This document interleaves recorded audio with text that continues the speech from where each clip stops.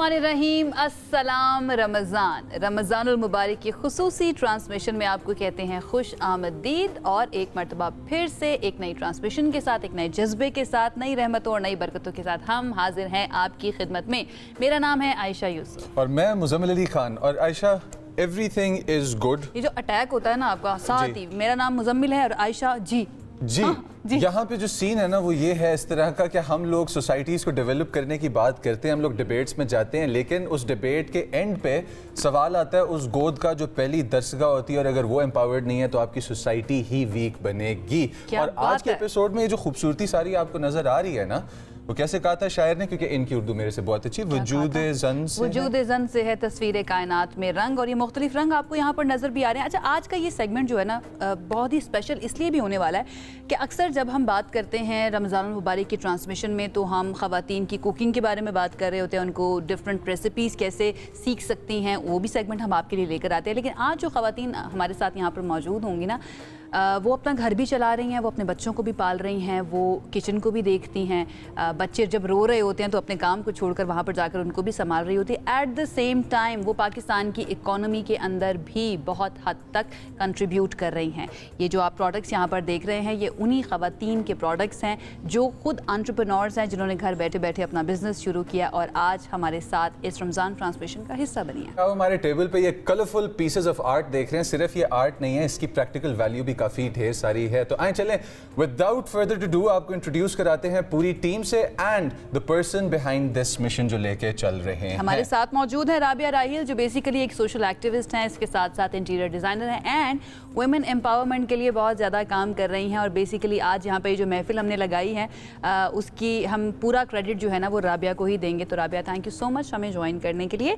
I hope आप बिल्कुल ठीक ठाक होंगी। उनके साथ इस वक्त मौजूद हैं शाज़ मलिक, जो कि एक एंटरप्रेन्योर हैं और एक घर से उन्होंने अपने बिजनेस का आगाज़ किया और हर्बल प्रोडक्ट्स बनाती हैं, जिसमें कॉस्मेटिक्स हैं, शैम्पूज़ हैं, डिफरेंट तरह के ऑयल्स, मॉइस्चराइज़र, आपको दिखाएंगे भी इनकी सारी प्रोडक्ट्स। कोविड के टाइम पे इन्होंने ये मिशन अपना स्टार्ट किया था, तो interesting. Thank you so much हमें ज्वाइन करने के लिए। वालेकुम अस्सलाम। और उनके साथ बैठी हुई हैं आसमा रानी, और ये भी एक बिजनेस वुमेन है, एंटरप्रेन्योर है। ये भी हैंडमेड कैंडल्स बनाती हैं, हर्बल सोप बनाती हैं और तकरीबन 3 साल से ये भी घर बैठे हुए अपने इस बिज़नेस को चला रही हैं बड़ी कामयाबी के साथ, और आज हमारे इस शो का हिस्सा बनी है। थैंक यू सो मच आसमा हमें ज्वाइन करने के लिए। हमारे पास डॉक्टर अरूज है, और डॉक्टर अरूज ने अपना जो मिशन स्टार्ट किया था वो स्टार्ट किया था hair on cow hide, which basically means leather है, लेकिन ये लेदर जो के है, ये जो जानवर के बाल होते हैं उसको साफ किए बगैर उसको इंटैक्ट रख के, तो बड़ा एक इंटरेस्टिंग डिफरेंट एस्पेक्ट लेदर के अंदर हमारे पास आ जाता है, टेक्निकल एस्पेक्ट आ जाता है। और उसके साथ हमारे पास मैडम शुमाइला नदीम मौजूद हैं, और इनका जो काम है वो थोड़ा सा ज़रा टाइमलेस है, और वो टाइमलेस काम आपको इस वक्त हमारे सामने भी नज़र आ रहा है। जनाब अस्सलाम वालेकुम। The beautiful figures of our society, the backs जिनके ऊपर सोसाइटीज़ खड़ी होती हैं, और आप सबको रमज़ान मुबारक। And how about we get into the question and हम क्वेश्चन आंसर से पहले यहाँ पर बुला लेते हैं ना शुमाइला साहिबा को। शुमाइला प्लीज़ आप यहाँ पर आ जाइए, क्योंकि आपके सारे प्रोडक्ट्स यहाँ पर लगे हुए हैं जो कि बहुत खूबसूरत लग रहे हैं। और मैंने पहले कह दिया है शुमाइला को कि भाई ये जो चीज़ें रखी हुई हैं इनके साथ वापस नहीं जा रही हैं। स्पेशली ये जो फेरी लाइट्स हैं ना, जो कि हैंडमेड हैं, क्रोशे से बनी हुई है, और उसके अंदर अभी मेरे पास स्विच नहीं है, वरना मैं चला के भी दिखाती। ये तो मेरे साथ लाजमी घर जा रही है। तुम इफ्तारी करोगी, मैं गायब कर लूँगा। थोड़ा सा ज़रा एक्सप्लेन कीजिए कौन कौन सी चीज़ क्या है, और इससे पहले अपने बिज़नेस के बारे में थोड़ा सा बताइए शुमाइला। कब शुरू हुआ, क्या सोचा कि घर बैठे बैठे बिज़नेस का आगाज़ करना चाहिए? बस ये क्रोशे का तो ये था कि जैसे बचपन से ही देखा अपने पेरेंट्स को, मतलब मदर मेरी खाला वो बनाती थी, तो उन्हीं से मैंने इंस्पायर्ड होके तो क्रोशे करना शुरू किया। और जो फ्लावर्स में आई वो ये था कि जैसे फ्लावर बुकेज हम लोग एक दूसरे के घर जाते हैं तो गिफ्ट करते हैं एक दूसरे को, तो वो नेक्स्ट डे ही वो ये होता है कि वो डस्टबिन में चले जाते हैं फ्लावर्स और वो सारा कुछ। तो फिर मुझे ये ख्याल आया कि फिर ऐसे फ्लावर्स क्यों ना बनाऊं कि जो आपके पास एक मेमोरी रहे, फॉर एवर रहे। ये एक ऐसा गिफ्ट है जो आप किसी को देना भी नहीं चाहेंगे, जैसे उनके हाथ में था, मैंने कहा ये मेरे घर में होना चाहिए, मेरे रूम में होना चाहिए। बिल्कुल ऐसी है। तो ये फिर आप बचपन से ही करती आ रही थी? नहीं, बचपन से तो मैं कुछ और बनाती रही, जैसे ट्रेडिशनल चीज़ें बन रही थी। तो ये अभी कुछ साल पहले ही 2-2.5 साल पहले ही तकरीबन इसको फ्लावर्स में मैं तो किसने कहा आपको कि इतना अच्छा काम कर रही हो, इतना अच्छा क्रोशिया बनाना आता है, निटिंग करनी आती है, तो इसको जो है ना कमर्शलाइज करते हैं? बस वो मेरा फ्रेंड सर्कल काफ़ी अच्छा है, तो वो मैं बना के गिफ्ट करती थी सब लोगों को। तो फिर मुझे काफ़ी लोगों ने कहा कि भाई क्यों नहीं बिजनेस आप क्यों नहीं करती इसका ना, तो बस फिर वहीं अच्छा, से। पब्लिक का जो रिस्पांस था आपको वो किस तरह का मिला? सिंस आप गिफ्ट कर रहे थे, गिफ्ट तो सबको ही पसंद आते हैं, जब आपने इसको मार्केट में एज अ प्रोडक्ट इंट्रोड्यूस कराया तो पब्लिक सेंटिमेंट क्या था? बहुत अच्छा, अल्हम्दुलिल्लाह बहुत अच्छा रिस्पांस रहा। लोगों ने बहुत, क्योंकि ये बहुत यूनिक एक आइडिया था, तो बहुत पसंद किया। और अच्छा, होम आपने डेकोर टीम में भी, अभी थोड़ी देर पहले आप बता रहे थे आपने टीम भी ट्रेन की है जी, अपनी जी, एक, जी। और आप ट्रेन करने के प्रोसेस में भी हैं, तो वो एक्सपीरियंस आपका कैसा है कि जिनको आप इस आर्ट से मुतारिफ करवा रही हैं? जी, मेरा बेसिकली वुमेन एम्पावरमेंट के ऊपर भी है कि जो रूरल एरियाज़ में भी हैं ख़वातीन, और कुछ जैसे आपके घर में मेड्स होती हैं जिस तरह से कि वो फिर जब जाती हैं अपने बैक होम, तो फिर वहाँ पे भी उनको मैं सिखा के, तो वो फिर पीछे से बना के मुझे चीज़ें वगैरह थोड़ा सा यहाँ पे अपने भिजवाती प्रोडक्ट्स के बारे में ज़रा बताइए हमें, वो तो हमें नज़र आ रहा है। ये वैसे भी अवेलेबल है या फिर आपको ये ऑर्डर करने पड़ते हैं? ये बुकेज हैं। ये ज़्यादातर तो ऑन ऑर्डर ही बनते हैं। ऑन ऑर्डर बनते हैं, ठीक है। इसके बारे में ये बताइए। बेसिकली फेरी लाइट्स हैं, आप कहीं भी इनको डिस्प्ले कर सकते हैं। इसमें लाइट्स बेसिकली कोई भी लेंथ जो मेरे साथ मेरे घर जा रही है। ओके, बेसिकली ये भी जा रहा था इसके साथ, इसके घर आयशा के पास, but लेकिन अब आपने नहीं वो पकड़ लिया है। बेसिकली ये कर्टन टाई है। ओके। आप कर्टन्स के साथ जो टाई वो Oh, बेल्ट्स wow. बनती हैं, तो आप उसकी Wow. बजाय आप अगर आपका कोई भी थीम है, ये तो सनफ्लावर है, अगर आपको रोज चाहिए, डेजीज चाहिए, कुछ कस्टमाइज भी हो सकता है। Customized everything. Oh lovely. अगर आपके माइंड में कोई आइडिया है, आपने प्रोडक्ट्स जरा मैं बनाना चाहते कैमरा की तरफ हैं, दिखा आप दूं। शुमाइला से कर सकते हैं रुजू। अच्छा, कर्टन टाई तो ये है, but this reminds me of Sunflower? belts as well. Sunflower. I'm not that dumb, Aisha. Okay. This variables, तो क्या लोगों का इंटरेस्ट इस तरफ आ रहा है कि वो आपसे बेल्ट्स और इस तरह की चीज़ें, एक्सेसरीज वगैरह बनवाएं कि जो बाद में पहनी जा सकती हूँ? नहीं, अभी इस तरह से नहीं, मैंने अभी तक कोई नहीं आ बनाया रहा। नहीं। हाँ जी, अगर आप कह रहे हैं कि प्रमोट तो गुड बना लेंगे लोग। वेरिएबल्स। जब से ये खवातीन यहाँ की बैठी है ना, मुजम्मिल के सर पे बेल्ट्स छाई हुई हैं। आई डोंट नो बेल्ट्स की कमी है जी, क्या वो लेदर जिंदगी वाले में? टॉपिक में लेदर है। वाले में मेरे अच्छा। वालिद से रिश्ता अच्छा, बहुत ये अच्छा है। Basically Okay. ये मैट्स हैं, ये Okay.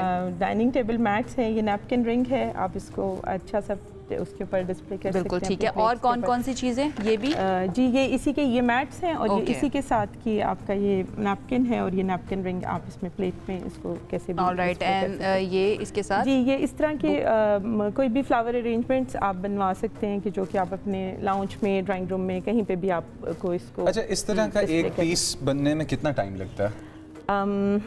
लाइक ऑलमोस्ट 1 वीक लग जाता है। Lovely. Thank you so much and all the best for your business Shumaila. So much, आपका भी और हम टीवी का भी, जाहिर बात है, मैंने हमें With this, I would want to go to Rabia Raheel, and that is, what was the motivation behind such a big mission कि जिसको आपने जोड़ा है? इंडस्ट्रीज हैं जो साथ आ रही हैं हमारे पास, और उन इंडस्ट्रीज के अंदर हमारे पास लेदर है, हमारे पास मतलब ये काउ हाइड से लेके सेंट्स, कैंडल्स, हमारे पास ब्यूटी प्रोडक्ट्स हैं, हेल्थ एंड फिटनेस के। What was the motivation behind coming up with this plan? Motivation देखिए ये थी कि हमारे मुल्क में बहुत सी ख़वातीन हैं जो डिफरेंट प्लेटफॉर्म्स पे काम कर रही हैं और हमारे लोकल ब्रांड्स को इंटरनेशनल लेवल पे लेके जाना भी चाह रही हैं। तो व्हाई नॉट कि मेरे माइंड में ये था कि जब हम ब्रांड्स को देखते हैं, इतनी महंगी ब्रांड्स, और उन पे हम स्पेंडिंग करते हैं जाके, अगर एक जोड़ा ले रहे हैं तो 20-25 हज़ार का जोड़ा है, अगर कोई एक शैम्पू ले रहे हैं वो भी ब्रांडेड ले रहे हैं, तो हम लोकल ब्रांड को क्यों ना प्रमोट करें? और उसमें खाली एक ही को मैंने फोकस नहीं किया, मैंने इसलिए डिफरेंट ब्रांड्स को फोकस किया कि उसमें चाहे वो ज्वेलरी है, शैम्पूज़ हैं, लेदर है, क्रोशेट है, कैंडल्स से रिलेटेड, डिकोर से रिलेटेड, और मेरे इंटीरियर से रिलेटेड भी बहुत से लोग हैं जो मुझे इसमें सपोर्ट कर रहे हैं। तो हम इनको लेके क्यों ना चलें और हम दोनों दुनिया में ये बताएं कि ये हमारी ब्रांड्स हैं, Pakistani local brands. It's not easy ना, यही मेरे ख्याल से मुजम्मिल भी जानना चाहता है कि इतनी बड़ी बड़ी मार्केट्स को जाकर आप compete करना या फिर उधर जाकर अपने लिए स्पेस बनाना, स्पेशली अगर आपका बिजनेस बिल्कुल एक स्टार्टअप है, बिल्कुल छोटा है, तो इट्स नॉट ईजी। फिर उन खवातीन को मोटिवेट करने के लिए जो चैलेंजेस आपको फेस करने पड़ते हैं, मैं चाहूँगी उसकी थोड़ी सी जर्नी ज़रा आप बताइएगा मुझे। देखिए, इनको मोटिवेट करने की जो जर्नी है ना, वो ये होता है कि इनके कॉन्सेप्ट ही होता है कि जब ये घर से ख़वातीन आती हैं, हाउस वाइफ्स होती हैं, उनका इतना एक्सपोजर उस तरह मार्केट का नहीं होता, वो घबरा भी रही होती हैं कि हमारा पता नहीं प्रोडक्ट लोग पसंद करेंगे, हम किस तरह लोगों को फेस करेंगे, और हमारी क्या चीज़ जो हमारी कॉस्ट लग रही है और हमारा जो बजट है, क्या वो उसमें चीज़ हमारी सेल हो भी जाएगी, क्या हमें ऐसे लोग मिल भी जाएंगे जो कि ऐसा क्लाइंट जिसमें हमारा प्रोडक्ट मार्केट तक जा सकता है।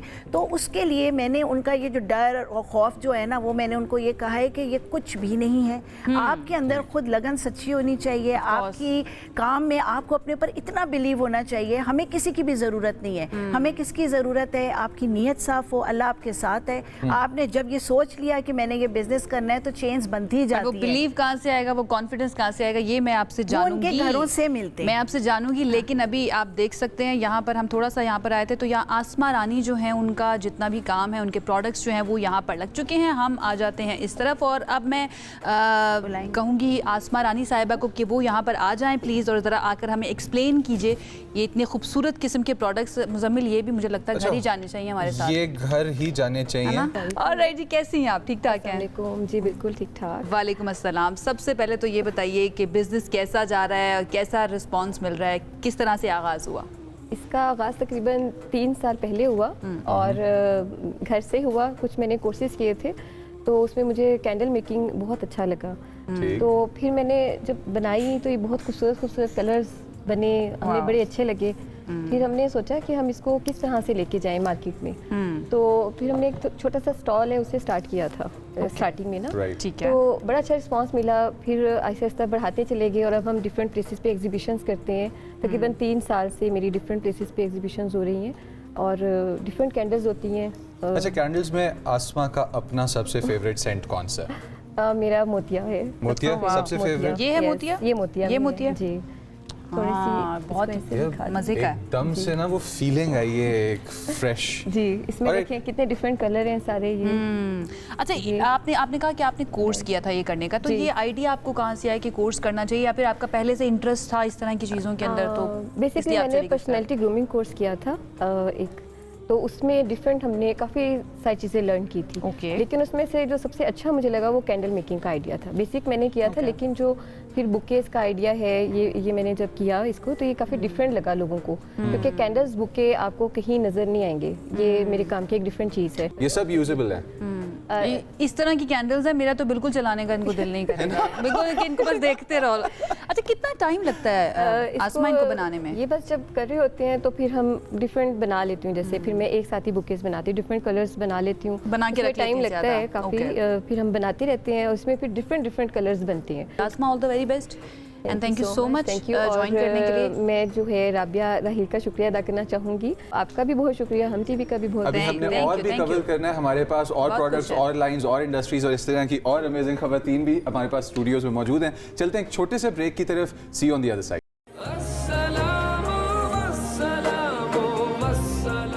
जी, welcome back once again. Break पर जाने से पहले हम बात कर रहे थे मुख्तलिफ ख़वातीन से जो अपने घर के अंदर बैठ के उन्होंने डिफरेंट तरह के बिजनेसेस स्टार्ट किए हैं और बहुत सारे लोगों को मोटिवेशन दी है, इंस्पायर किया है कि भाई इट डज़ंट मैटर अगर आप हाउस वाइफ हैं, घर में रहती हैं और आप सिर्फ ये शिकायत करती रहें कि भाई हमें तो मौका नहीं मिला अपनी आइडेंटिटी बनाने का, आप घर बैठे हुए भी ये सब कुछ कर सकती हैं। और इसकी मिसाल है ये ख़वातीन। और अभी हमारे साथ 2 ख़ातून मौजूद हैं, 2 ख़वातीन मौजूद हैं जिनका पहले तो इंट्रोडक्शन हमने करवा दिया था, लेकिन एक मरतबा फिर से उनके प्रोडक्ट्स के साथ उनका इंट्रोडक्शन करवाएंगे मुजम्मिल साहब। मेरे साथ हैं डॉक्टर रूज, और ये जो काउ हाइड और लेदर के ऊपर आपके intact hair, this trend, it's something quite refreshing and new. ये इनका प्रोजेक्ट है। एंड और हमारे साथ शाज मलिक साहिबा मौजूद हैं जो कि हर्बल प्रोडक्ट्स बनाती हैं, जिसमें शैम्पूज़ हैं, मॉइस्चराइज़र है, सोप हैं, इसके साथ और भी बहुत सारी चीज़ें यहाँ पर मौजूद हैं।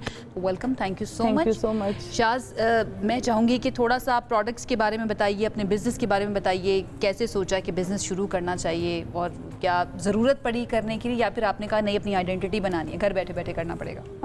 अस्सलाम वालेकुम। सबसे पहले तो बुलाने के लिए बहुत शुक्रिया, ये प्लेटफॉर्म देने के लिए शुक्रिया। मैंने कोविड सीज़न में शैम्पू का एक सिलसिला स्टार्ट किया था वो इसलिए कि हम लोग सऊदीया में थे और वहाँ की प्रोडक्ट यूज़ करते थे, और जब कोविड आया तो फ़्लाइट्स बंद हो गई, मेरे हस्बैंड चीज़ें नहीं भेज सकते थे। तो जब पाकिस्तान में लोकल प्रोडक्ट्स यूज़ की ना, तो समझ आई कि लोकल में वो फ़ायदा है ही नहीं जो बालों को चाहिए होता है। तो मैंने क्योंकि हिकमत पे काफ़ी पढ़ा हुआ था, काफ़ी बुक्स पढ़ी हुई थी, और सऊदीया में रह के मैंने काफ़ी हिकमत पे काम भी किया।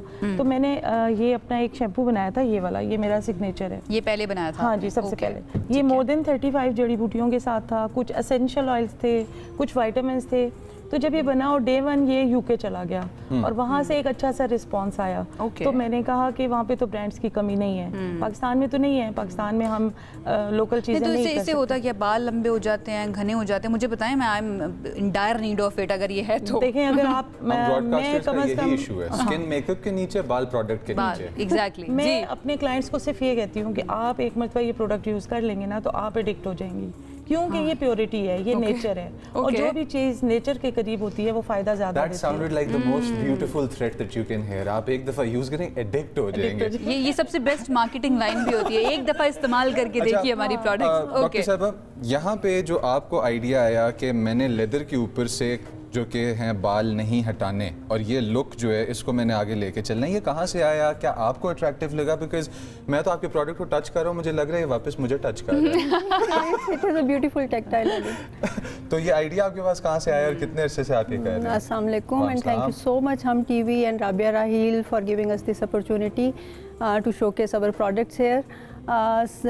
इस तरह से आया कि मार्केट में आपको नॉर्मल लेदर में बहुत सारे बैग्स एंड प्रोडक्ट्स मिलेंगी, लेकिन हेयर ऑन लेदर में आपको इस तरह के bags and these products they are not available in Pakistan. Abroad इनकी काफ़ी मार्केट है, लेकिन पाकिस्तान में इस तरह की प्रोडक्ट्स जो है ना वो अवेलेबल नहीं है। और दूसरा सबसे ज़्यादा जो इसकी इंपॉर्टेंट चीज़ है कि आपके जो नॉर्मल लेदर बैग्स हैं उनका सेम डिज़ाइन है, वो आपके पास भी होगा, किसी और के पास भी होगा, लेकिन इसमें ये है कि हाइट पैटर्न जो है ना they are selected by nature. तो इसमें आपके पास जो बैग है वो किसी और के पास नहीं होगा। Every bag is a one of a kind and statement, जो हमारी एक थोड़ी यूनिक बैग्स है, थॉट होती है ना, वो उसने पहन लिया तो अच्छा मुझे नहीं पहनना, तो ये तो जब अल्लाह ताला ने बना के भेज दिया, वो बना दिया, फिर तो आप कुछ नहीं कर सकते। ये डिजाइन्ड बाय डॉक्टर साहबा and created by God, combination जो आ रहा है हमारे पास, बिल्कुल यही बात है। तो आपके पास जो बैग है वो किसी और के पास नहीं होगा। Every piece is a statement piece, one of a kind piece. और ये जितने भी हमारे बैग्स हैं they are all made in Pakistan, they are proudly made in Pakistan. नहीं डॉक्टर साहिबा, वही सवाल जो मैं ब्रेक में भी आपसे कही थी कि आप डॉक्टर, आप कहाँ से वो डॉक्टरी छोड़कर आपने कहा कि मुझे नहीं, बिजनेस डॉक्टरी करना छोड़ी चाहिए? नहीं है, डॉक्टरी छोड़ी नहीं, दिस इज माय पैशन। साथ साथ एग्जैक्टली, दिस इज जो माय पैशन, मेरा हॉबी था। पहले मैंने अपने लिए कुछ बैग्स डिज़ाइन किए and they were really appreciated by my friends and family. तो उसके बाद फिर मैंने सोचा कि it should be done as a business as well ना। तो इससे फिर ये कि हमारे जो ट्रेडिशनल क्राफ्ट्समैन हैं उनको भी एक अपॉर्चुनिटी मिलेगी अपना काम शोकेस करने के लिए। तो that was the reason behind all this. Challenges क्या फेस करने पड़ते हैं शाज़, मैं आपसे पूछूंगी ये, क्योंकि आप कुछ भी नया शुरू करने लगते हैं, कोई भी वेंचर शुरू करने लगते हैं तो डेफिनेटली चैलेंजेस तो आएंगे ही, हम सबको पता है। तो उस माइंडसेट के साथ जाना ज़्यादा इंपॉर्टेंट है या फिर कंसिस्टेंसी कि ठीक है आती रहेंगी लेकिन क्या है मुझे रुकना है? अब नहीं, दोनों चीज़ें बहुत ज़रूरी होती हैं। सबसे पहली बात ये होती है कि ये जो चीज़ आप यूज़ कर रहे हैं ना, ये इंसानों ने यूज़ करनी है। सबसे पहले आपके अंदर एक डर होता है कि कहीं ऐसा ना बना दूं कि किसी को नुकसान पहुंचे। तो फिर ऐसी चीज़ें थी जो मैंने घर से स्टार्ट ली, अपने बच्चों से स्टार्ट लिया, खुद से लिया, अपने भाई बहन सबको। तो जब एक आपकी चीज़ बार बार यूज़ होती है, फिर उसके जब रिजल्ट्स आते हैं ना, तो आपके अंदर एक अल्लाह ताला की तरफ से एक हिम्मत आती है कि नहीं अब आप कर सकते हो। अच्छा, इसके अंदर कोई भी आर्टिफिशियल इंग्रेडिएंट नहीं है? नहीं है, कुछ चीज़ें ऐसी होती हैं जिनको आपने उस शैम्पू फॉर्म में लाना होता है। ठीक है, वो और वो ऐसी चीज़ें जो हार्श नहीं है। अच्छा, कुछ चीज़ें तो बगैर यूज़ किए मैं कह सकती हूँ कि अच्छी होंगी, क्योंकि इसके अंदर मुझे रोज़मेरी लीव्स नज़र आ रहे हैं और रोज़मेरी लीव्स मैं खुद भी यूज़ करती हूँ, बालों के लिए बहुत ज़्यादा अच्छे होते हैं। तो definitely thank you so much Shaz and thank you so much doctor साहिबा हमें ज्वाइन करने के लिए, and all the best for your future and your business. अब आप जाकर तशरीफ रखिए। अच्छा, मैं आपके पास आना चाहता हूँ वापस रबिया कि इसमें हमारे पास जो अब लेडीज़ एट होम हमारे स्क्रीन के दूसरी तरफ जो देख रहे हैं इसको, उनके लिए आप क्या मैसेज देना चाहेंगे? क्योंकि इतना बेहतरीन मिशन आप लेके चले हैं माशाल्लाह, प्रोडक्ट्स का एक पूरा लाइनअप है, ऐसा भी नहीं है कि हम कहेंगे जी स्टार्टअप है, these are running businesses right now, और आप उसको एक एटमॉस्फेयर दे रही हैं। तो आप तो एक कोच की भी हैसियत रखती हैं, आप जो कि तो आप क्या हमारी यूथ को, आने वाली ख़वातीन को या ऐसी ख़वातीन जो सोसाइटी में लॉक्ड हैं, अभी वो बाहर निकल नहीं सकती, काम मतलब उस तरह से, तो आपका क्या मैसेज होगा उनको? मेरा यही मैसेज है उनके लिए कि अगर आपके अंदर जो पैशन है, जो आप चाहते हैं करना, और जिस चीज़ में you are perfect and you think कि पाकिस्तान में या लोगों में आपके इर्द गिर्द जो जो प्रॉब्लम्स हैं उनके क्या सलूशंस हो सकते हैं, आप उनको कहाँ ईज़ दे सकते हैं, उसके लिए नए क्रिएशन पैदा करें, नए प्लेटफॉर्म्स पैदा करें। लोग बहुत काम कर रहे हैं। जिस तरह अभी आपने देखा कि 4 डिफरेंट ब्रांड्स हैं। अब ये 4 डिफरेंट ब्रांड्स 4 ख़वातीन की सोच है। इसी तरह अगर और कोई ख़वातीन है वो इनसे मोटिवेट होंगी। अगर वो ये सोचती हैं कि हम क्या करें, हमें कुछ नहीं समझ आ रहा, तो अगर आपको नहीं समझ आ रहा तो आप इन ख़वातीन को एज अ मोटिवेशन लें और इनके साथ आप कनेक्ट भी हों, इनसे सीखें भी और इनसे इनके प्रोडक्ट्स को यूज़ करके देखें और उससे फिर और आगे देखें कि कौन सी ऐसी चीज़ें जो इनमें लैक है। कहीं एक ही बिजनेस में कहीं ना कहीं लैक आ रहा होता है। इट्स नॉट लाइक हम कहें कि हम 100% परफेक्ट हैं, कहीं ना कहीं लैक है, तो आप उस पर वर्किंग करें, वर्किंग करके लोगों के माइंड को स्टडी करें और नई यूथ जो है वो क्या चाह रही है, उनका दिमाग हमसे बहुत हटके है। They always need a creative thing and unique idea and the wow effect. Easy to connect now, क्योंकि सोशल मीडिया का दौर है, टेक्नोलॉजी का दौर है, कोई भी एक दूसरे से कनेक्ट कर सकता है। मेरे लिए सबसे ज़्यादा इंस्पायरिंग ये एक पॉइंट था आज के दिन इस सेगमेंट के करने के बाद कि ख़वातीन को कहा जाता है कि ये माँ है, ये बेटी है, ये बीवी है, उनकी वही एक पहचान बना दी जाती है। लेकिन जब ख़वातीन बाहर निकलती हैं अपनी पहचान बनाने के लिए, तो वो शायद मर्द हजरात को भी समटाइम्स होता है पीछे छोड़ देती हैं, जो आज हमें यहाँ पर नज़र भी आ रहा है कि वो घर भी संभाल रही हैं, हाउसवाइफ्स भी हैं और उसके साथ साथ वो अपना बिजनेस भी रन कर रही हैं एंड इस तरह से रन कर रही हैं कि आज हमारे शो का हिस्सा भी बन गई। अच्छा, you buying me that crochet bouquet for my birthday and I will get you this bag. नहीं, ये गिफ्ट डिसाइड थोड़ी कर रहे होते हैं, डिसाइड नहीं कर रहे होते हैं, कर लेते हैं, ब्रेक पे चलते हैं, ये हमारी लड़ाई चलती रहेगी और फिर उसके बाद हम वापस। थैंक यू सो मच आप सब लोगों का, बहुत शुक्रिया हमें ज्वाइन करने के लिए, all the very best. Rabia, thank you so much. जनाब, एक ब्रेक की तरफ हम जाते हैं, ब्रेक से आएंगे वापस तो हमारे पास और भी अहम सेगमेंट्स हैं, एज यू ऑल नो। एक ब्रेक के बाद स्टे विद अस।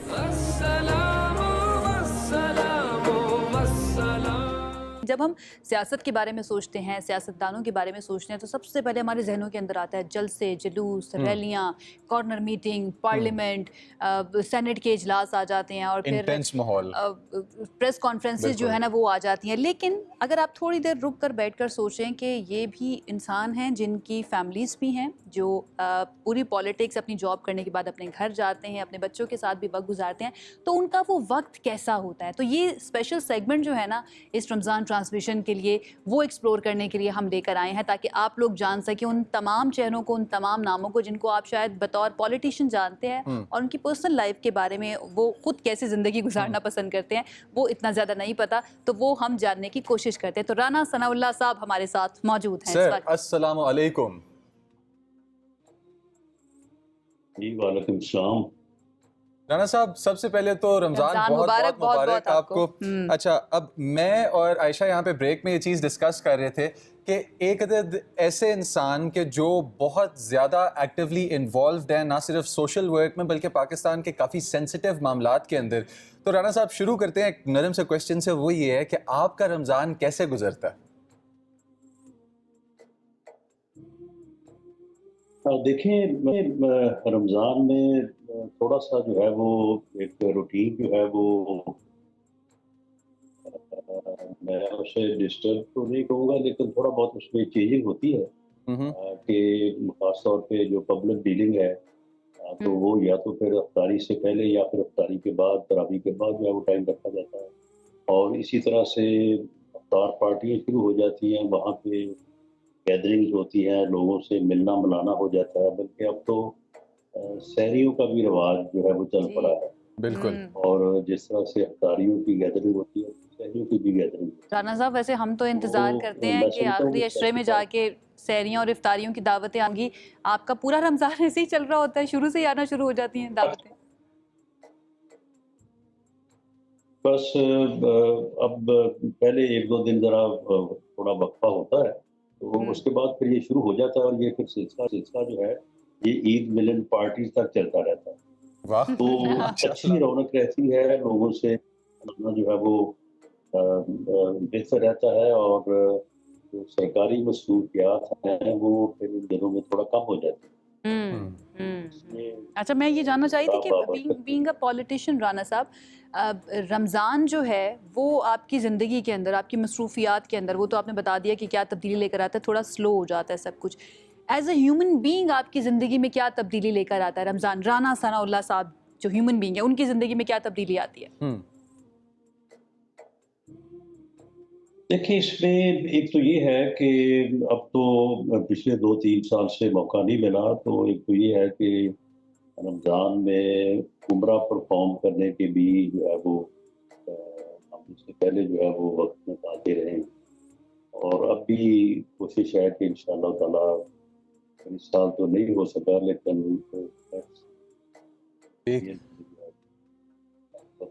अच्छा राना साहब, आपकी सिंस रूटीन आप कह रहे हैं कि रमज़ान के अंदर थोड़ी सी चेंज होती है, और फिर ईद मिलन पार्टीज़ तक आपने जिक्र किया कि रौनक मेले वाला एक हिसाब किताब चलता रहता है, सियासी सरगर्मी में थोड़ा सा ब्रेक आ जाता है, तो आप इफ्तार पार्टीज़ को ज़्यादा पसंद करते हैं, दावतों को, या सहरी को, या आपकी फेवरेट ईद मिलन वाली रेंज होती है? आपकी ज़िंदगी में रौनक ज़्यादा किस चीज़ में?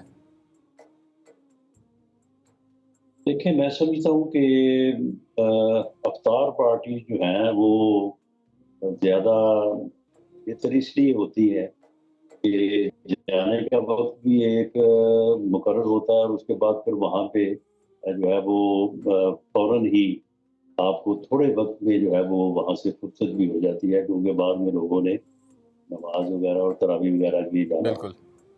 तो वरना तो फिर आप जिस गैदरिंग में भी जाएं तो वहाँ पे आपको जो है वो काफ़ी ज़्यादा टाइम जो है वो देना पड़ता है। अच्छा, लेकिन बहरहाल जब भी वो सहर हो या अफ्तार हो या ईद मिलन पार्टी हो, अपने लोगों के साथ मिलना, उनके साथ बैठना, उनके साथ वो शेयर करना, और राना साहब जब ये मिलना मिलाना होता है, वो सियासी लोग जब मिलकर बैठते हैं, चाहे तो इफ्तार हो या सहर हो, फिर भी सियासत की बातें तो होती ही होंगी ना? या फिर आप कहते हैं कि नहीं, ये वाली मीटिंग ऐसे है, इसमें हम सियासत की कोई बात नहीं करेंगे, इसमें सिर्फ हम एंजॉय करेंगे कि ये इफ्तारी का वक्त है या सहरी की दावत है? या कहीं ना कहीं से आ जाती हैं सियासी बातें भी?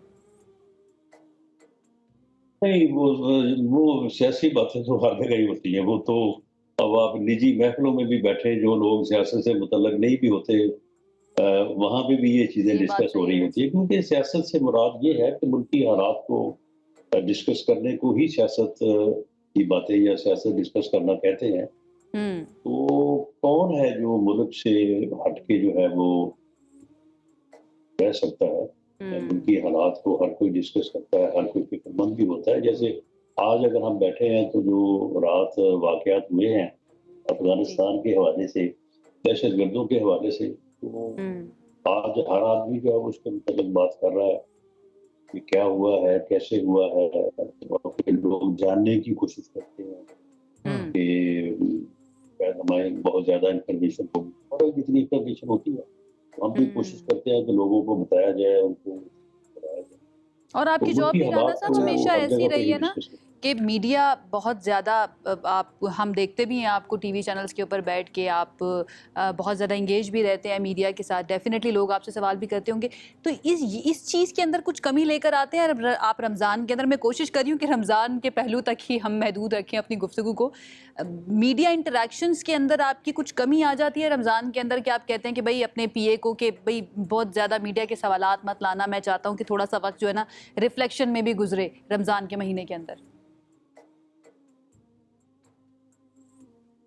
नहीं, इसमें जो है ना वो आप मीडिया के लोग इतने पुरान हैं और बेरहम हैं कि इसमें आप कमी लाने नहीं देते। जिस तरह से आज अब मेरे पास, मेरे हल्के से, मैं फैसलाबाद में हूँ, मेरे हल्के के जो है वो काफी सारे लोग जो हाल में बैठे हैं, लेकिन आपने जो है वो मुझे एंगेज करके ही छोड़ा आप वक्त नहीं देते ना राना साहब, बड़ी मुश्किल से आपने एक तो वक्त दिया है। मुझे ना एक क्वेश्चन आ रहा है जोर से, और वो ये है कि आपने बात की कि रमज़ान हो या रमज़ान से बाहर या निजी महफिलें हो, सियासत एक ऐसी चीज़ है जो डिस्कस हो की रहती है। अब मैं थॉरली इम्प्रेस्ड आपकी एक एबिलिटी से हूँ कि जितना मर्जी कॉन्फ्लिक्ट वाला माहौल हो, आपने हमेशा बिल्कुल काम एंड कंटेंट मैनर में एड्रेस किया हर चीज़ को। तो हमारी एज के लड़के जब सियासत डिस्कस कर रहे होते हैं तो अक्सर ऊंचे आवाज में बातें शुरू हो जाती हैं और बड़े शॉर्ट हेडेड, जज्बाती हो जाते हैं। जज्बाती हो जाते हैं। हाँ।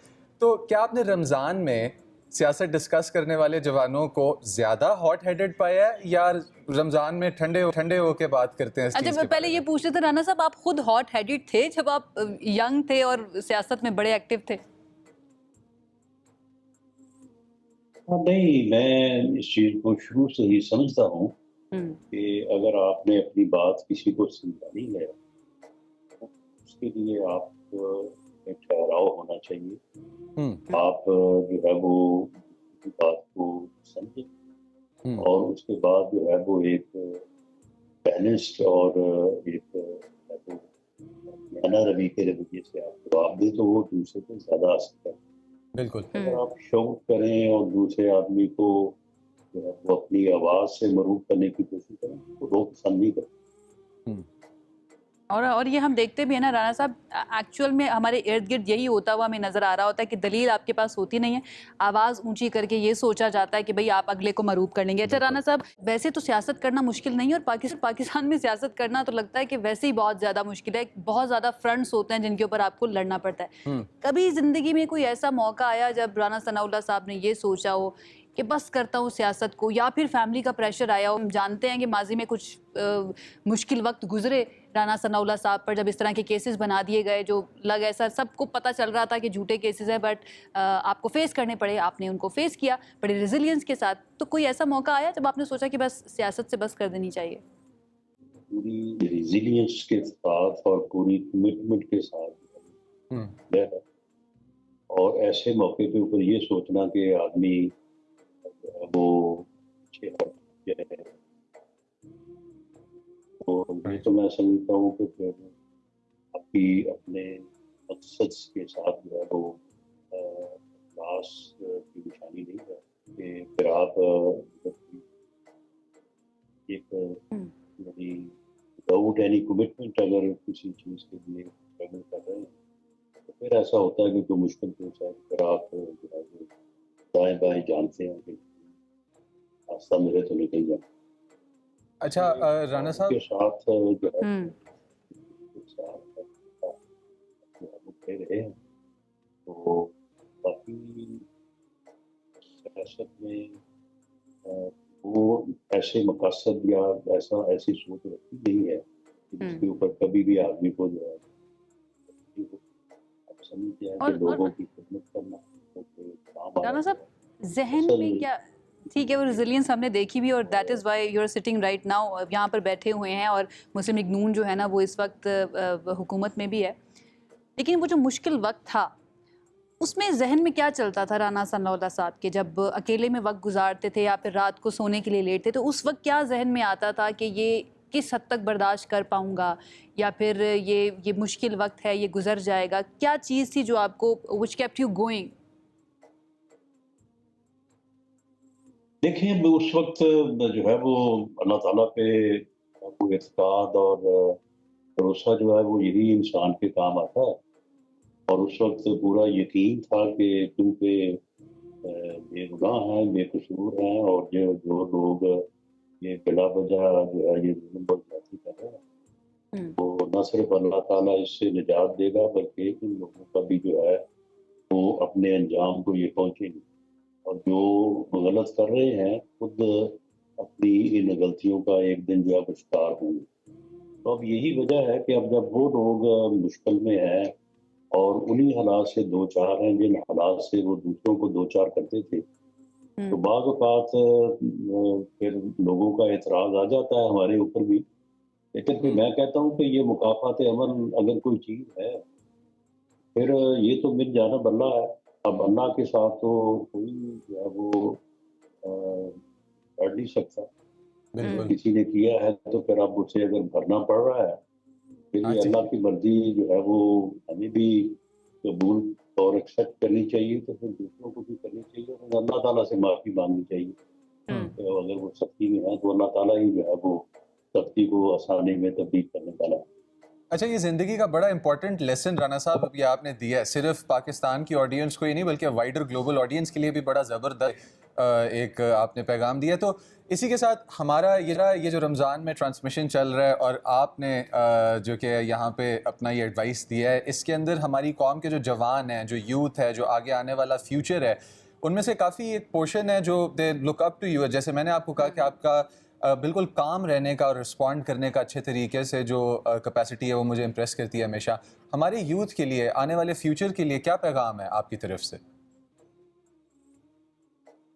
देखिए, उन्हें चाहिए कि वो जो है वो कल्ट फॉलोइंग से बचे, रीजन के ऊपर जो है वो बिलीव करे, रीजन के ऊपर जो है वो अपनी जिंदगी को जो है वो इस्तेमाल करने की कोशिश करें। वो भी चीजें उनके सामने आती हैं, उन चीजों को ऊपर सवाल उठाएं, उन चीजों की हकीकत को जो है वो जानने की कोशिश करें।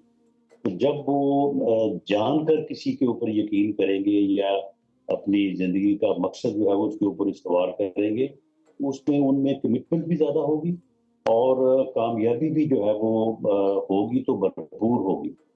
तो ये जो है कि बस जो है वो सुनी सुनाई चीजों पे और एक ऐसे बयानिए के ऊपर कि जिसका ना कुछ सर है ना पैर है, तो बस ठीक है क्योंकि बाकी फॉलो कर रहे हैं तो हम भी उसको फॉलो कर रहे हैं। और चीज़ों की हकीकत को ना जानना और हकीकत को जाने बगैर उनके ऊपर एतकाद और एतमाद करना, मैं समझता हूँ कि यही कौमों की घबराही का सबब बनता है। और एक कौम जो है वो एक फर्द से ही जो है वो शुरू होती है और फिर जाके आगे कौम बनती है। हमारे हर फर्द को जो है अपनी जिम्मेदारी जो है वो पहचाननी चाहिए और उसे अपनी जो है वो जिंदगी को आगे बढ़ाना चाहिए। बहुत बहुत अच्छी बात आपने की, और इख्तलाफ राय को बर्दाश्त करने का मादा होना भी बहुत ज़्यादा ज़रूरी है। टॉकिंग अबाउट इख्तलाफ, इससे पहले भी हम अपने बाकी गेस्ट्स के साथ इस तरह के सवालात कर चुके हैं। राना साहब, मुस्लिम लीग नून में इख्तलाफ राय को बर्दाश्त किया जाता है? जी बिल्कुल किया जाता है। इसमें जो हमारे पार्टी लीडर हैं मियां नवाज शरीफ साहब, उनका बड़ा जो है वो इस बारे में वो स्टेमिना है।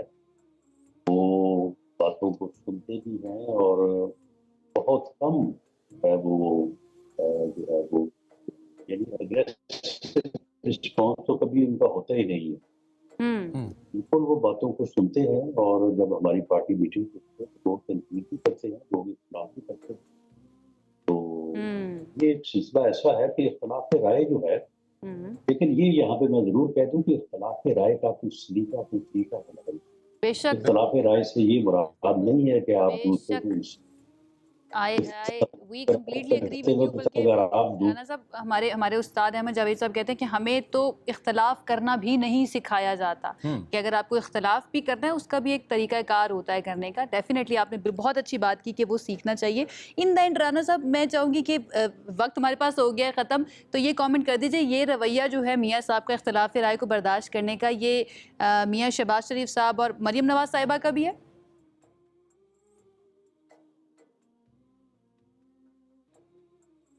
नहीं, मियां नवाज शरीफ साहब में ये कैपेसिटी बहुत है और जो है वो मियां शहबाज शरीफ साहब और मरियम नवाज साहब हैं, तनकीद वो भी सुनते हैं और खासतौर पे मियां शहबाज शरीफ साहब बड़ा रियलिस्टिक इंसान, हकीकत पसंद, उसे बिल्कुल ग्राउंड रियलिटीज के बहुत करीब रहने वाला आदमी है। तो वो भी सुनते हैं। से जो है वो इस चीज को जो है वो आप लेती है, लेकिन बहरहाल जो कैपेसिटी मियां नवाज शरीफ साहब में है वो तो किसी और में नहीं है। लेकिन बहरहाल सभी को अपनी इस कैपेसिटी को जो है वो बढ़ाना चाहिए, बड़ी जरूरत है खासतौर पे पाकिस्तान की। बहुत बहुत अच्छी आपने बात की। And at the same time जितनी तेज़ी के साथ तब्दीलियाँ आ रही हैं दुनिया के अंदर, डेफिनेटली हमारी पॉलिटिक्स भी अफेक्ट हो रही है, तो हम सबको ही तब्दील होने की ज़रूरत है। आपने जो मैसेजेस आज दिए हैं ये रमज़ान में, अभी तक के हमारे पास आने वाले मैसेजेस में से सबसे ज़्यादा लाइट देने वाले मैसेजेस थे। थैंक यू, आपने हमें ज्वाइन किया, थैंक यू, हमारी रिक्वेस्ट पे आपने हमारे इस चैनल पे आके अपने व्यूज अच्छा राना साहब, आपने आगे भी आते रहना है, प्लीज आपने वक्त हमारे शो को देते रहना। बहुत बहुत शुक्रिया आपको, बहुत अच्छा लगा। मेरा राना सनाउल्लाह साहब हमारे साथ मौजूद थे। एक और चीज़ मैं बता दूं कि राना सनाउल्लाह साहब सुबह से आगे की तारीख में पहली मरतबा उन्होंने ज्वाइन किया है हमारी इस ट्रांसमिशन को। जनाब इसी तरह की सेगमेंट्स हम आपके लिए लाते रहेंगे, अच्छे अच्छे मेहमानों से आपकी मुलाकात करवाते रहेंगे। एक ब्रेक की तरफ चलते हैं, वापस आएंगे तो बात करेंगे मजीद। स्टे विद अस।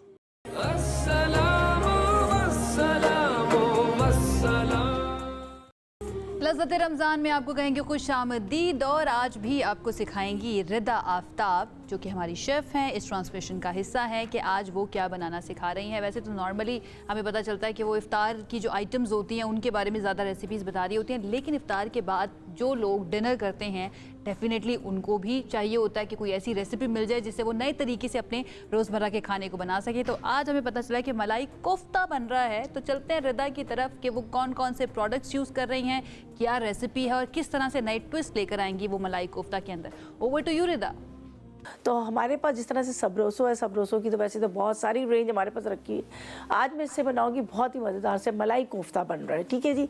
और इसके अलावा हमारे पास यहाँ कोको कोला भी है, कोक भी है, और साथ में यहाँ पे डालडा कुकिंग ऑयल भी है। डालडा कुकिंग ऑयल की 3 वेरिएशन है, आपको नज़र आ रही होगी यहाँ पर। एक तो आपको नज़र आ रहा है कनोला ऑयल है, दूसरा सनफ्लावर है, और डालडा कुकिंग ऑयल है। तो चलिए जी रेसिपी स्टार्ट करें हम। अरे वाह, बिल्कुल रिदा स्टार्ट कीजिए। और मुझे बड़े सारे प्रोडक्ट्स भी नज़र आ रहे हैं, डेफिनेटली इनकी भी आप ग़िज़ाइयत के बारे में बताती रहेंगी कि किस तरह से ये अहम है हमारे घर वालों के लिए, हमारे अपने खाने के लिए। सेगमेंट का एंड नज़र आ रहा है जहाँ मज़ेदार किस्म के कोफ्ते सामने आएंगे। अभी शुरू भी नहीं, क्यों जुल्म करते हैं मेरे पे? ये फिर से पहुंच गए हैं किचन के अंदर रूहानी तौर पर ना रिदा के साथ। रिदा शुरू कीजिए, आप रेसिपी बताना। यहाँ पर हम सबसे पहले तो ले लेंगे, फ्लेम को ऑन करते हैं। हम लेंगे इसमें डालडा कुकिंग ऑयल, कहते हैं जहाँ ममता वहाँ डालडा। बेहतरीन किस्म का ऑयल है क्योंकि सदियों से इस्तेमाल किया जा रहा है। हमारी अम्मी, नानी, दादी, बेहतरीन किस्म का ऑयल है। इसमें विटामिन ए, ई और डी शामिल है, और ओमेगा 3 और ओमेगा 6 भी है। तो हमने इसमें डाल दिया डालडा कुकिंग ऑयल, हर माओ का बेहतरीन इंतखाब। चलें जी, इसके अंदर हम डालेंगे सबसे पहले तो प्याज डालेंगे। मैं इसको बड़े चूल्हे पे ले आती हूँ ताकि जल्दी से हमारा ये जो है रेडी हो जाए और प्याज हमारा ब्राउन हो जाए, ठीक है। इसमें जाएगी प्याज पिसी हुई।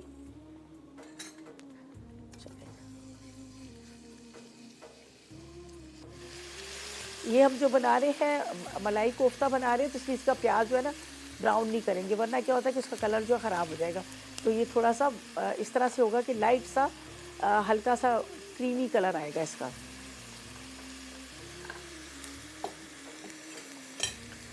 यहाँ पर हमारे पास है दही है, दही के साथ हम लेंगे क्रीम,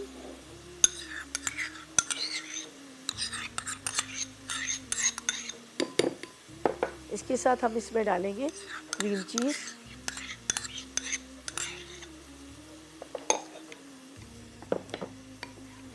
अच्छी तरह से इसको हम मिक्स कर लेते हैं।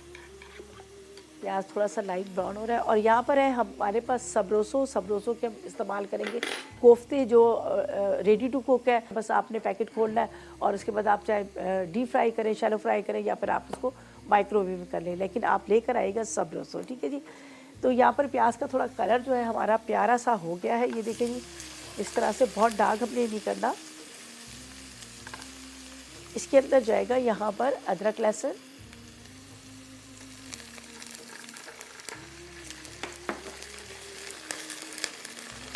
इसके साथ इसमें डालेंगे हम दही,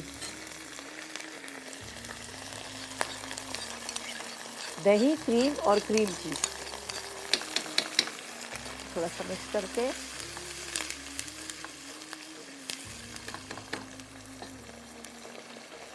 लाल मिर्च पाउडर,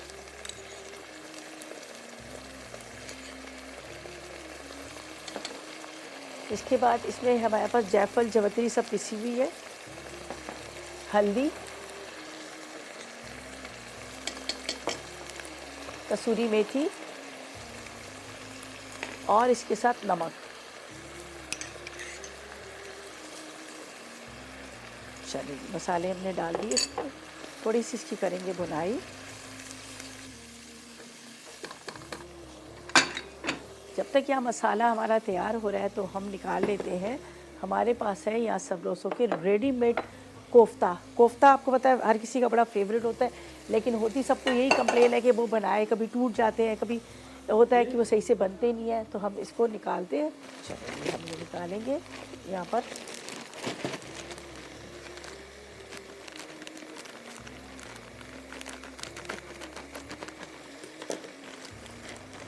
ये देखिए कोफ्ते जो है तैयार, पूरे बॉल्स बने हुए, हर चीज़ इसके अंदर शामिल है। अच्छा, इसके साथ हम फ्राई करें पराठे, हम इसके साथ बनाएंगे, जो मतलब आप उसको सहरी में अफ्तारी में भी आप उसको बना सकते हैं। ये देखिए जी मसाला हमारा जो है रेडी हो गया, खुशबू बड़ी ज़बरदस्त आ रही है। और हमने इसमें इस्तेमाल किया है डालडा कुकिंग ऑयल, बेहतरीन किस्म का ऑयल है। कहते हैं जहाँ ममता वहाँ डालडा, और डालडा का हम सब माओं का पूरा एतमाद है, क्योंकि हम कई टाइम से हमारी माएँ भी इस्तेमाल करती आ रही हैं और आज हम भी इस्तेमाल करते हैं। चलिए ये देखिए हमारा मसाला जो है तैयार हो चुका है। इसमें जाएंगे कोफ्ते, जो हमने लिए सबरोसो के बेहतरीन किस्म के कोफ्ते तैयार किए हैं। बहुत अच्छा शेप, बहुत अच्छे तरीके से तैयार किया गया है। अब इसको थोड़ा सा भुनाई कर लीजिएगा। थोड़ी सी भुनाई करने के बाद हल्के से इसमें पानी डालेंगे और फिर हम चलेंगे अपनी सेकंड रेसिपी की तरफ, जो बना रहे हैं मज़ेदार से पराठे। उनको भी मैं निकाल लेती हूँ, फ्रीज़र में मैंने रखा हुआ है। चलें जी, अब इसमें हल्के ज़रूरत पानी जाएगा, ठीक है, जितनी आपने ग्रेवी बनानी है। थोड़ा सा हरा धनिया, हरी मिर्च। चलिए इसको अब बिल्कुल स्लो फ्लेम पे रखेंगे ताकि आराम से अच्छे से इसकी ग्रेवी जो है वो तैयार हो जाए। तो इसको रखते हैं इस चूल्हे पे। चलें जी, मैं अब लेकर आती हूँ पराठे, और पराठों को हम फ्राई करेंगे यहाँ पर। वैसे तो जिस तरह से मैंने आपसे कहा है कि सबरोसो की बहुत सारी रेंज हमारे पास रखी है, हमने भी अपना पूरा फ्रीज़र भर के रख दिया है कि ताकि रमज़ान पूरे हमारे आसानी से गुजर जाए। पराठे हमने रेडी करके रख लिए हैं, बस अब इसको फ्राई करेंगे। और यहाँ पर हम इस्तेमाल करेंगे डालडा कुकिंग ऑयल, और इस वक्त मैं जो फ्राई करूँगी इसके अंदर भी हम इसी का इस्तेमाल करेंगे। ठीक है जी, पराठे हम बनाते हैं। हर माँ चाहती है कि खाना टेस्टी भी हो और उसके साथ न्यूट्रिशियस भी हो, और जिसमें डालडा कुकिंग ऑयल देता है भरपूर साथ। डालडा कुकिंग ऑयल में विटामिन ए, डी और ई फोर्टिफाइड है, और प्लस इसमें ओमेगा 3, ओमेगा 6 आपको मिलेगा। और कहते हैं ना, टेस्ट और उसके साथ साथ हेल्थ साथ साथ में है। इसको थोड़ा सा गर्म करते हैं, दोनों एक साथ आपको टेस्ट भी मिलेगा और सेहत भी। चलिए जी, इसको फ्राई करते हैं। इसकी रेसिपी भी आपको मिल जाएगी प्रॉपर तरीके से पराठे की भी। और यहाँ पर हमारे कोफ्ते भी तकरीबन रेडी हो चुके हैं। थोड़ा सा और स्लो करते हैं ताकि और ग्रेवी के साथ ही पक जाए।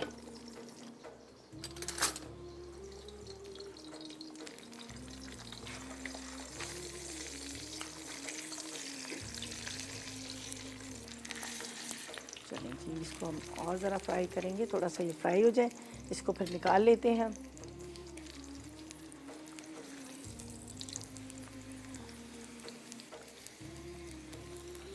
चलें, अब ये गर्म हुआ है तो अब हमारे पराठे जो है फ्राई हो रहे हैं।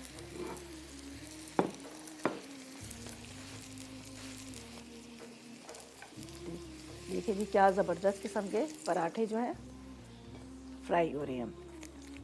एक और इसी में डालते ही मैंने इसलिए रखा है कि ताकि एक दूसरे से चिपके ना।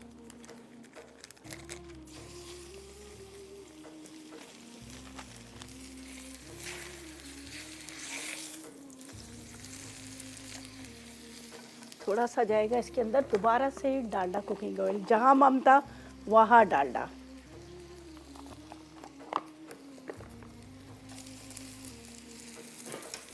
इसको निकालते हैं, दोनों पराठे रेडी हो गए।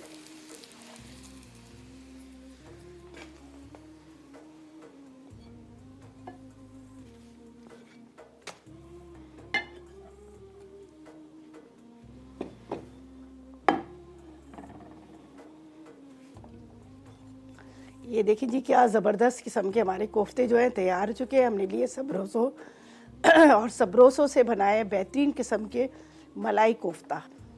ज़रूर ट्राई कीजिएगा, रेडी टू कुक सबरोसो।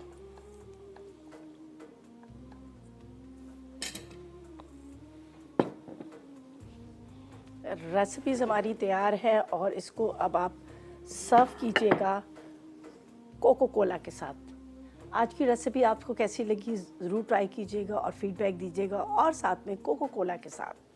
अच्छा जी, ये जो है ना सेटअप, ये मुझे बार बार कहती है कि मैं क्यों पहुंच जाता हूँ। आयशा कहती हैं कि कराची रूहानी तौर पे, तो ये आप सबको भी पता लग गया होगा कि क्यों पहुंच जाता है मुज़म्मिल अली खान कराची रूहानी तौर पे। इसी के साथ बहुत मज़ेदार सबसे ज़्यादा गुस्सा मुझे इस सेगमेंट के ऊपर भी आता है, सबसे अच्छा भी यही लगता है और सबसे ज़्यादा गुस्सा भी इसलिए आता है क्योंकि इतने मज़े की चीज़ें रिदा बनाती हैं और वो होती हैं कराची के अंदर। कराची की टीम इंजॉय कर रही होती है और हम यहाँ पर बैठ के ना सिर्फ आपको बता रहे होते हैं कि देखिए रिदा ने ये रेसिपी बनाई है, और आप की तरह बस वर्चुअली उसको इंजॉय कर रहे हो। कराची की टीम वालों ईद पे याद रखना। बहरहाल लेट्स होप कि वो शायद यहाँ पर आ ही जाएं, इंतजार करेंगे हम उनका। एक ब्रेक की तरफ जाते हैं, चलो आप ब्रेक से वापस आएंगे तो बात करेंगे मज़ीद। स्टे विद अस।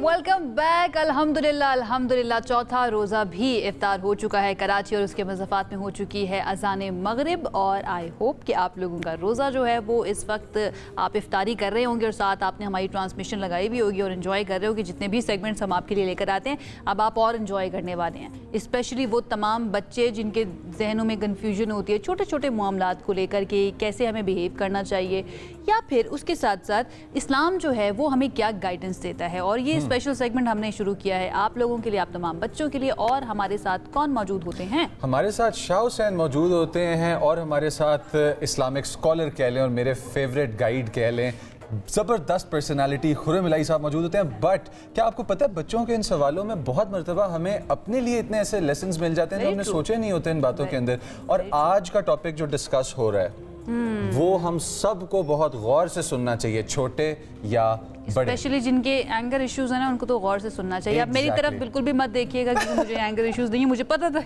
मुजम्मिल ने मेरी तरफ ही आना है। हम चलते हैं शाह हुसैन की तरफ, star of this segment. Shah Hussain, क्या सवाल है आज आपका? Thank you again Muzammil uncle, Ayesha aunty. अस्सलाम रमज़ान। सबसे पहले आज शुरू करने से पहले मैं आपको फिर रिमाइंडर देना चाहूँगा, अगर आपको हमारे सेशन के बीच में कोई सवाल है तो इधर नीचे वो नंबर है, आप हमें और सवाल भेज सकते हैं। और आज की गुफ्तगू मैं एक वाक़े से शुरू करना चाहता हूँ जो वाक़या हज़रत अली का है। हज़रत अली एक दफ़ा जब जंग में लड़ रहे थे तो उन्होंने एक अपोनेंट को मारा और अपोनेंट को ज़मीन पे गिरा दिया, और जैसे ही हज़रत अली उस अपोनेंट को किल करने वाले थे तो उस अपोनेंट ने उनके चेहरे मुबारक पे थूका। फिर हज़रत अली ने उन्हें माफ़ कर दिया और उन्हें कहा जाने दो। और फिर उसने हज़रत अली से पूछा कि आपने मुझे क्यों माफ़ कर दिया, आपने क्यों मुझे जाने दिया, आप तो मुझे मारने वाले थे। फिर हज़रत अली ने कहा पहले जब मैं तुम्हें मारने वाला था मैं अल्लाह की तरफ से लड़ रहा था, मगर जब तुमने मेरे मुंह पे थूका तो फिर मुझे गुस्सा आ गया, और जिसको गुस्सा आता है वो कभी भी अल्लाह की तरफ से लड़ नहीं सकता, इसलिए मैंने तुम्हें जाने दिया। तो आए अब हम डॉक्टर खुर्रम की तरफ चलते हैं। तो डॉक्टर खुर्रम, अच्छा आप मुझे ये बताएं कि गुस्सा क्या एक बुरी चीज़ है? शाह हुसैन, गुस्सा नापसंदीदा चीज़ है, बुरी चीज़ नहीं है। गुस्सा एक बड़ी इंपॉर्टेंट चीज़ है, ये हमें बताता है कि मेरे लिए इंपॉर्टेंट चीज़ क्या है। अच्छा मुझे बताओ, अगर ऑस्ट्रेलिया और इंग्लैंड का मैच हो और कोई एक टीम हारे, आपको गुस्सा आता है? नहीं। क्यों? क्योंकि मेरा उनसे कोई कोरिलेशन ही नहीं है। आपको किस मुल्क के मैच हारने पे गुस्सा आता है? पाकिस्तान, ऑब्वियसली। ओके, क्यों? क्योंकि वो मेरे लिए बहुत इंपॉर्टेंट है, मेरा मुल्क, मेरा देश, मेरी आइडेंटिटी उससे जुड़ी हुई है। तो जब हमारी बहुत बड़ी उम्मीद टूटती है, कोई हमारी ज़ात को बुरा कहता है, तो गुस्सा आना फितरी अमल है। सबसे इंपॉर्टेंट चीज़ याद रखने की, ये नेचुरल अमल है। अगर किसी को गुस्सा नहीं आता तो ये एबनॉर्मेलिटी है, गुस्सा आना नॉर्मल बात है। मगर सवाल ये है गुस्सा कहीं हमारे जहन को हाईजैक न कर ले, और जब ये हमारे जहन को हाईजैक करता है तो उस लम्हे में तो हम और हर चीज़ को छोड़ देते हैं और सिर्फ हमारे जहन उस पर लॉक हो जाता है। और हमारे जितने रैशनल अक्ली डिसीजंस हैं, हमारा दीन हमें गुस्से में कैसे चलना सिखाता है, हमें सब भूल जाता है और हम बदला लेना चाहते हैं। और अगर आप उस आदमी को कहो कि यार बदला ना लो, वो कहता है उसने भी तो ऐसे किया है, तो हम उस पर पूछते हैं भाई आपका दुश्मन, बुरा आदमी, गुस्सा करने वाला क्या आपका उस्ताद है कि वो आपको टीच कर रहा है कि आप भी आगे से गुस्सा करो? मतलब कि जो आप कह रहे हैं कि गुस्सा एक नेचुरल चीज़ है, मगर उसे हमें कंट्रोल करना हमेशा सीखना चाहिए। गुस्सा बहुत खूबसूरत और ताकतवर एनर्जी लेकर आता है, उसको सही मकासद की तरफ लगाना है। आप मूवीज़ में देखते हो जब हीरो बहुत बड़ा एक्ट करने वाला होता है तो उसको गुस्सा आता है, वो एक एनर्जी महसूस करता है और फिर अपनी मंजिल की तरफ एड्रेनलिन उसे फील होता है। यस, तो उसको मैनेज करना आना चाहिए। लेकिन अगर आप मैनेज नहीं करेंगे तो गुस्सा आपकी सेहत पर असरअंदाज अच्छा, तो आपको गुस्सा को मैनेज करने के आपको कुछ टिप्स पता है? ओके, टिप्स मैं बोलूँगा, करके आपने हमें दिखाना है, ठीक है? एक टिप है 7-Eleven। जैसे 24/7 होता है, ये टेक्निक है 7-11। सो आपने मेंटल काउंटिंग करनी है 7 की और अंदर इनहेल करना और 11 दफ़ा मेंटल काउंटिंग करते हुए 11 सेकंड्स। और मतलब ऐसे नहीं करना 1 नहीं जरा जल्दी ठीक है। ओके, सो 7-11 जब गुस्सा आए 7 दफ़ा की गिनती का इनहेल करें और 11 दफ़ा गिनती का। हाँ, ये आई थिंक मुझे कॉम फील करा रहा है। क्यों? क्योंकि हमने दुनिया की हर चीज छोड़ दी और हमने एक अच्छा मुझे लगता है कि that's it, नहीं वहीं रुको, बिल्कुल ठीक। इसलिए कि गुस्सा की आंधी आई हुई थी और मैंने शॉपर बनने से इनकार कर दिया कि मैं उसमें उड़ नहीं जाऊंगा। मैं एक ताकतवर दरख्त की तरह आंधी के सामने खड़ा रहा। आंधी आई, मेरे कुछ पत्ते गिरे, दरख्त हिला, लेकिन दरख्त उखड़ा नहीं। क्यों? क्योंकि लेट्स डू इट टुगेदर 3, 2, 1। और हमें रसूल करीम सल्लल्लाहु अलैहि वसल्लम ने भी कहा है गुस्सा आए खड़े हो तो बैठ जाओ, और मुझे बैठे हो लगता तो सुन तो लीजिए हुजूर, बैठे हो तो लेट जाओ, और सबसे बढ़ के वजू करो। वजू क्यों करना होगा गुस्से में? क्योंकि it's anger management technique by the way. अच्छा, कुरान में तो ये कहते हैं कि वजू करने से आपके सारे सिन्स वॉश अवे हो जाते हैं। हाँ, लेकिन यहाँ पे वजू उमूमन क्या ज़्यादातर किया ही पानी जा सकता है जब पानी ना हो, वो आपको ठंडा करता है। एक और ऑब्जेक्ट आपकी स्किन पे लगता है तो आपका माइंड डाइवर्ट होता है, और फिर वजू के वक्त आपको याद करना होता है 3 दफ़ा चेहरा धोना है, 3 दफ़ा कुल्ली करनी है, तो काउंटिंग शुरू हो जाती है। So counting is one important technique जो हम इस्तेमाल करवाते हैं जब किसी को गुस्सा आया हो, ताकि उसका जहन कहीं और जाए और गुस्सा सारे जहन पर काबू ना कर ले।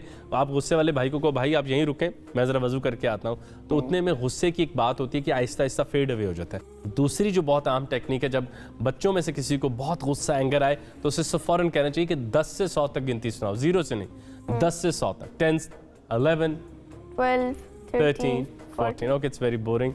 हम यही चाहते हैं वो बोरिंग काम में चला जाए, उस बच्चे को कि तुम काउंट करो, मैं तुम्हारी चीज़ ढूंढ रहा हूँ तब तक, और ऊंचा ऊंचा काउंट करें।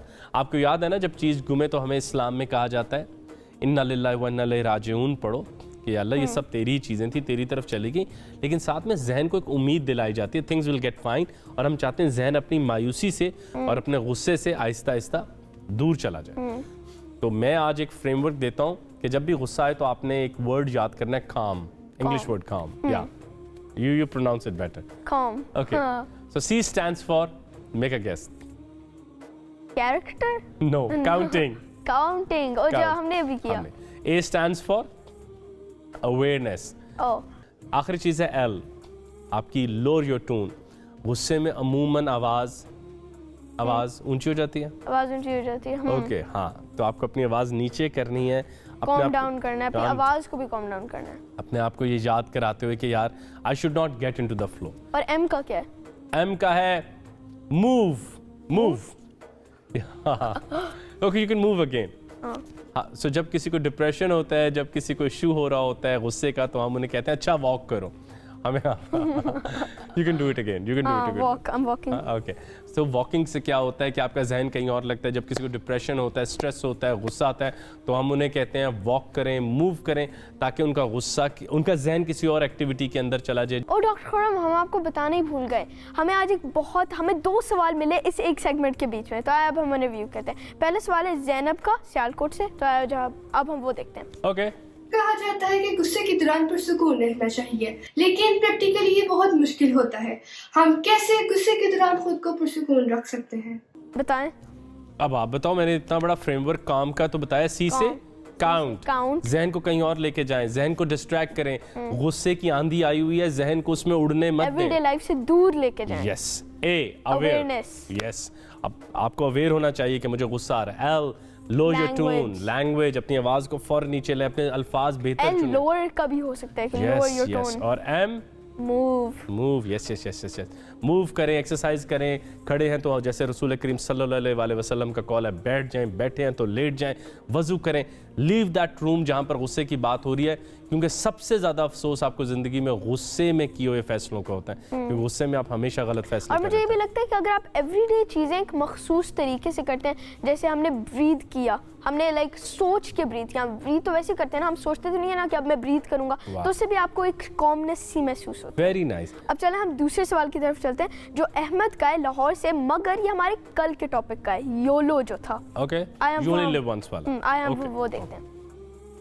अगर हमारा कोई दोस्त मजे के लिए कोई खतरनाक काम करना चाहे और कहे योलो, तो हम उसे कैसे रोक सकते हैं? ओके, आप अपने दोस्त को ये मुतारिफ कराएं कि एक बहुत बड़ी मंजिल तुम्हारा इंतजार कर रही है।